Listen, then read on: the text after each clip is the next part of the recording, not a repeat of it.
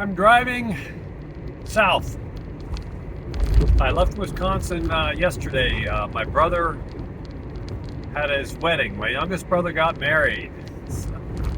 So one of us brothers finally tied the knot. My mom was there to see that. And I was in Wisconsin for about a week handling things because I'm good at organization and all that. I played in with some family members of his bride,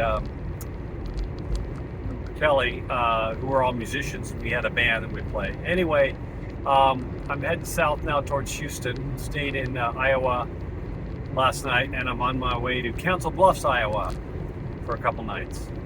My videos and what I post on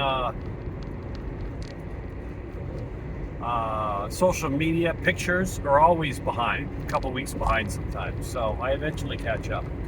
But as I'm driving here, looking at the Iowa cornfields, just something, running theme that I've always talked about, that the bigger picture. Look at the big picture, take the 40,000 foot view, stand on the moon and look down, and understand that we as people are all in this together. There are powers that be for a long time, centuries, and all through our history, that have pitted us as people at each other. Because there's a book called The Art of War by Sun Tzu, and in that book he talks about military strategists have used it for a millennia, for hundreds and thousands of years. How do you control a people? Two basic things. You keep them in fear, and you keep them in each other's throats through division.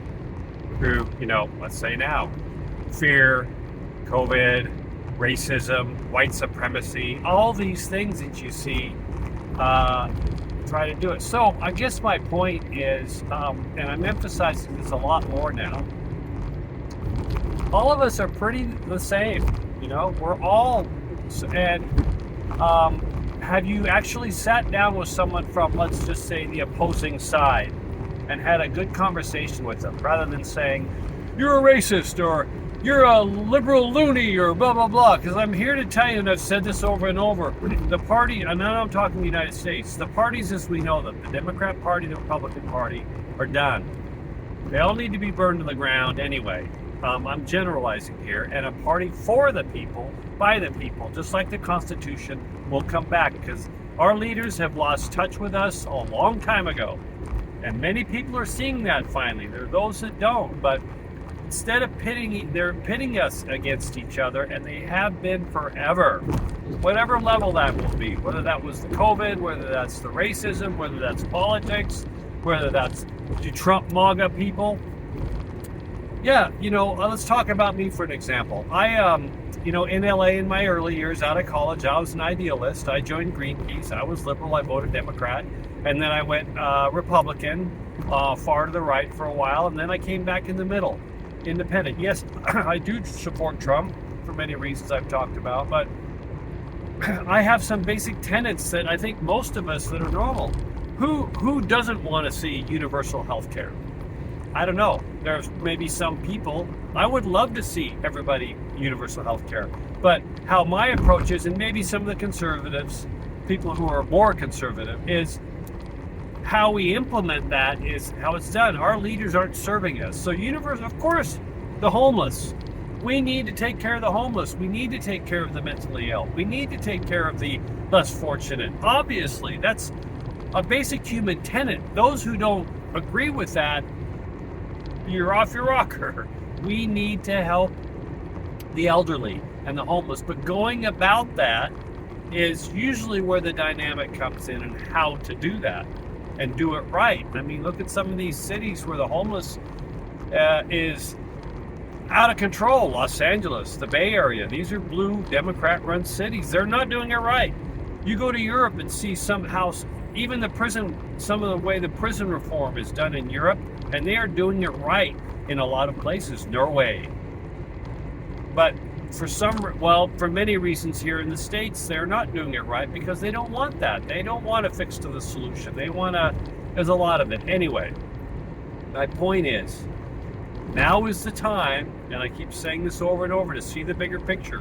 Now is the time to reach out to your neighbors, no matter what, because we have to really start coming together as people, as American citizens.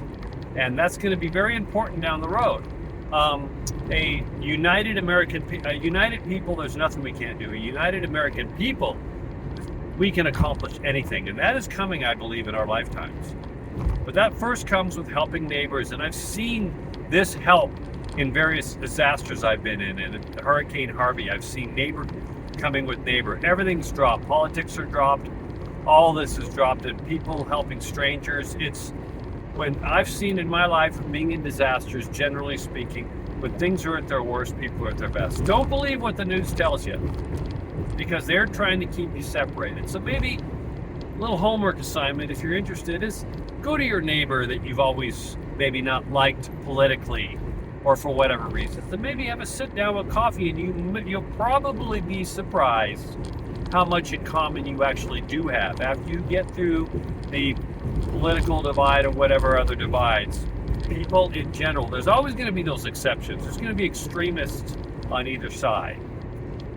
But sit down, maybe have a conversation, and I'm seeing this across the country, by the way. I've seen this in action the last couple of years. People are starting to sit down and come together as a community and realizing that they have more in common than they don't. And that is what is important right now. So a little thought for the day. I'm going to get back to driving. I'll talk soon.